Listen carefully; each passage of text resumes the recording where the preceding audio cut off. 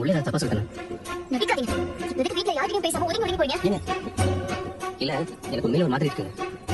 என்னால இருக்கவே முடியலங்க. ஏன் இந்த பொண்ணு ஃப்ராட் தனத்தை வீட்ல சொல்லிடுவேன் பயமாட்டா? நான் அதெல்லாம் சொல்ல போறது இல்ல. இவர் ஃப்ராட் தன பண்ணி தான் நீங்க கல்யாணம் பண்ணிருக்கீங்கன்னு அண்ணனுக்கு தெரிஞ்சா அண்ணன் ரொம்ப வருத்தப்படுவாரு. உண்மையை மறைக்கிறதெல்லாம் உங்களுக்கு புதுசா என்ன? இவங்க இறங்கி வந்து பேசுறாங்களே, இன்னும் 4 பொய்யை சொல்லி இவங்களை சரியாக்கிடலாம் நினைக்காதீங்க. வீட்டுல இருக்கவங்க கஷ்டப்படக்கூடாதுன்னா இப்ப நான் உங்ககிட்ட பேசுறேன். ப்ரூஃப் ரெடி பண்றது அடுத்த அதுக்கு ஏதாவது ஃப்ராட் வேலை பண்ணி வச்சிருக்கீங்களா? இல்லங்க, உங்களுக்கு எந்த பிரச்சனையும் வராதுங்க. நான் பாத்துக்கிறேங்க. உங்களுக்கு லைசென்ஸ் வாங்கிடலாம் கண்டிப்பா. இந்த வீட்டு அட்ரஸ்க்கு நான் ஆதார் கார்டு மாத்தவே இல்லையே.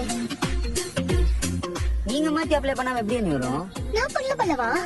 அதுங்க ஒரு நிமிஷம் நான் சொல்றது கொஞ்சம் கேளுங்க. நீங்க இந்த அட்ரஸ் தான் இருக்கீங்கன்னு சொல்லி உங்ககிட்ட ஏதாவது ப்ரூஃப் இருந்தாதான் லைசென்ஸ் வாங்க முடியும். எனக்கு இந்த வீட்டு அட்ரஸ்ல ப்ரூஃப் இருக்கு. சோ என்ன வச்சு உங்க பேரையும் அட்ரஸையும் ஈஸியா மாத்த முடியும். அதான் நான் பண்ணிருக்கேன். இனிமே உங்களுக்கு லைசென்ஸ் வாங்க எந்த பிரச்சனையும் இல்லை. மத்தபடி உங்க பேரை மாத்தி நான் என்னங்க பண்ண போறேன்? கொஞ்சம் யோசிச்சு பாருங்க. அப்படி இதெல்லாம் வேணும் தான் பண்ணிருக்கியா? எல்லாமே இந்த சோழனோட பிளான் தான். அவ வீட்ல இருந்து எப்ப ஆதார் கார்டை எடுத்துட்டு வந்தாளோ அப்பவே இதெல்லாம் பண்ணணும்னு சொல்லி செயல்ல இறங்கிட்டேன். எப்படிங்க?